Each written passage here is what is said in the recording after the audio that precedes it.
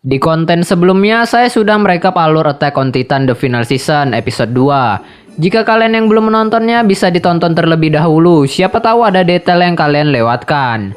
Jika kalian sudah menonton episode 2, bisa melanjutkan melihat konten ini. Di konten kali ini, saya akan membahas hal-hal penting yang ada di dalam episode 2. Salah satunya adalah scene yang tidak ada di dalam anime, tetapi ada di dalam manganya. Saya juga akan membahas detail-detail dari percakapan di sepanjang episode 2 yang menurut saya layak untuk. Sebelum masuk ke pembahasan, bantu channel ini tetap berkembang dengan membantu subscribe channel ini. Jika sudah, saya ucapkan terima kasih dan pembahasan kita mulai. Attack on Titan Season 4 episode 2 diadaptasi dari manganya chapter 93, 94, dan chapter 95. Tetapi dari ketiga chapter ini tidak semua adegan ditampilkan di dalam anime. Terutama adegan saat flashback Reiner yang tampaknya akan dimuat dalam episode 3-nya nanti. Untuk pembahasan lengkapnya, saya mulai dengan scene di awal anime. Scene di awal anime langsung mengambil latar koran, diikuti dengan menampilkan para pejabat. Sementara di manga, panel digambarkan dengan sisa-sisa ke armada kapal musuh yang karam, lalu diikuti dengan menampilkan para petinggi Marley. Scene yang berbeda juga terlihat saat Zack bersama Colt yang sedang mengobrol di balkon sebuah atap bangunan. Di animenya, kita bisa melihat kapal yang karam di belakang Zack dan Colt. Kemudian Zack dan Colt yang sedang membahas sesuatu tentang privasi. Jika kalian cukup cermat saat memahami perkataan Zack yang mengatakan jika Colt mewarisi kekuatan Beast Titan, pasti rahasia dan ingatan-ingatan Zack akan bisa dilihat oleh Colt juga. Yang artinya Colt akan mewarisi ingatan dari Zack. Kemudian Zack melanjutkan kata-katanya dengan, "Cara cebokku juga istimewa dan jangan kau beritahu siapapun." Jika ditelaah lebih dalam lagi, gue menyadari jika Zack memiliki sebuah rahasia yang ia tidak ungkap kepada teman-temannya dan kepada orang Marley. Ya, walaupun di adegan sebelumnya Zack dianggap anak istimewa oleh Marley, tampaknya Zack sendiri juga menyimpan sebuah rahasia yang sangat besar. Dan di saat itu juga, Komandan Magat tiba-tiba datang menghampiri mereka berdua. Dan tampaknya Komandan Magat mendengar perkataan dari Zack. Maka dari itu, di scene akhir kita diperlihatkan jika para petinggi Marley mengawasi setiap perkataan dari Zack, yang tak lain tujuannya dilakukan penyadapan itu untuk memastikan apakah Zack memiliki sebuah rahasia atau rencana tersembunyi yang tidak diketahui oleh para petinggi. Apalagi scene ketika Zack yang langsung kaget, tampaknya Zack khawatir tentang obrolan yang terdengar oleh Komandan Magat sebelumnya, karena hukuman bagi para pengkhianat sangat mengerikan. Bahkan Falco yang sempat salah kata sedikit langsung diancam oleh Reiner akan dilaporkan kepada militer Marley, dan seluruh keluarga Falco akan dijadikan senjata Titan oleh Marley. Selanjutnya yang akan menjadi pembahasan saya adalah akan membahas 32 kapal penyelidik yang hilang di Pulau Paradis. Di obrolan ketiga, Komandan Magat membahas 32 kapal penyelidik yang dikirim ke Pulau Paradis, namun dari 32 kapal itu tak ada satupun yang kembali ke benua Marley. Jadi si Zack ini memiliki sebuah pendapat, jika ke-32 kapal penyelidik itu telah dikalahkan oleh kekuatan Titan.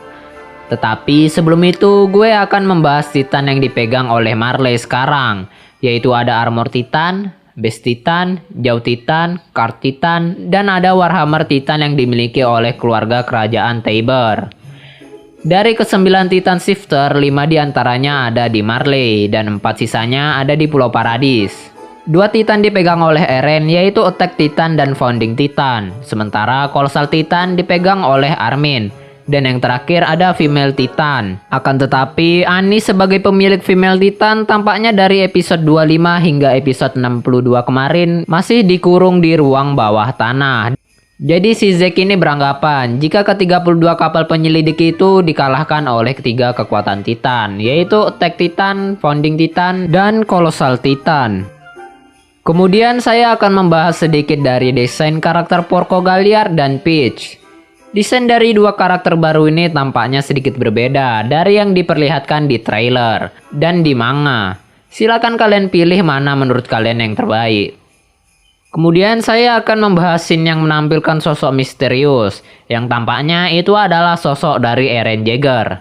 Sudah saya jelaskan di konten pembahasan episode 1, jika pihak Eldia Paradis sedang mengatur sebuah strategi untuk melakukan serangan balasan kepada Marley.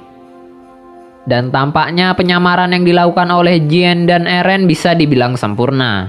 Ya mungkin karena mereka dari pasukan pengintai, jadi udah pro dalam hal penyamaran. Kemudian kita akan fokus dengan sosok Eren. Jika kalian teliti, kalian akan melihat bagian kaki Eren yang terlihat sudah diamputasi. Dan di bagian mata kirinya telah ditutupi oleh perban. Kemungkinan Eren di sini sengaja memotong pergelangan kakinya agar penyamarannya maksimal. Dan perban di matanya, gue rasa Eren juga sengaja menyongkel matanya sendiri. Eren melakukan itu agar penyamarannya tidak setengah-setengah dan berhasil 100%.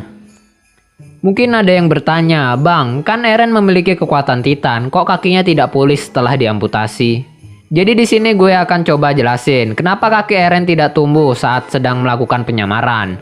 Kita akan balik ke season 2 episodenya, gue lupa episode berapa, tetapi yang gue ingat adalah scene yang memperlihatkan saat tim pengintai sedang bertahan di dalam sebuah kastil. Terutama yang akan gue sorot di sini adalah Reiner.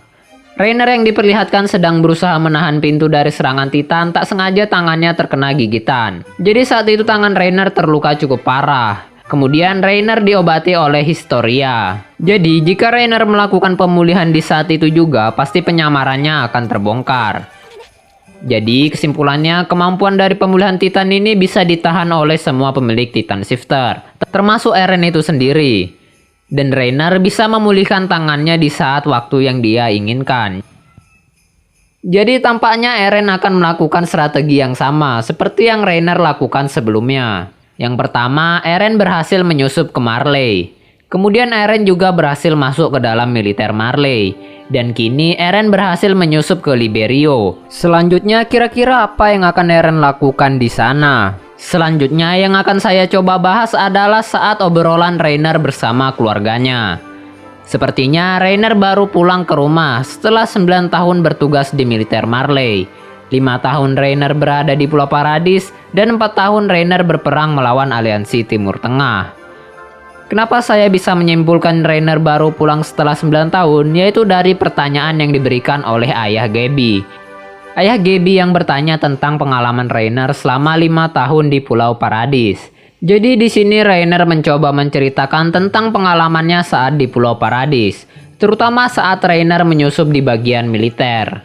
Reiner yang berhasil menyusup ke dalam militer Paradis menceritakan jika yang ia temui di sana benar-benar iblis.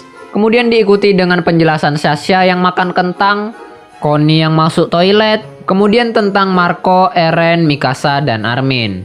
Sebenarnya dari penjelasannya Reiner di sini mencoba mengatakan bahwa semua orang yang ada di Pulau Paradis sama seperti manusia normal. Semua yang dikerjakan pun normal-normal saja. Tetapi tampaknya semua orang di dalam ruangan itu tak ada yang mengerti maksud dari Reiner. Kecuali Gaby. Tampaknya Gaby sedikit menangkap maksud dari perkataan Reiner. Jadi di sini gue memiliki kesimpulan jika Reiner mulai merasa iba dengan penduduk di Pulau Paradis. Kemudian scene yang menampilkan latar di pagi hari. Yaitu ketika Reiner mengantar Gaby ke tempat latihan para kadet. Di animenya, adegan tidak semua ditampilkan dan langsung berpindah ke area tempat rapat. Jika kita lihat di manganya, cukup banyak sebenarnya adegan yang di-cut. Jadi di sini akan gue jelaskan sedikit. Terutama adegan saat Porco Galliard memasuki ruang rapat. Porco yang sedang naik tangga kaget saat melihat Peach yang sedang dalam posisi merangkak memasuki ruangan rapat. Porco benar-benar kaget saat melihat tingkah laku si Peach. Rupanya Peach masih kesulitan berjalan menggunakan 2 kaki, sehingga Peach menuju ruangan harus dengan posisi merangkak.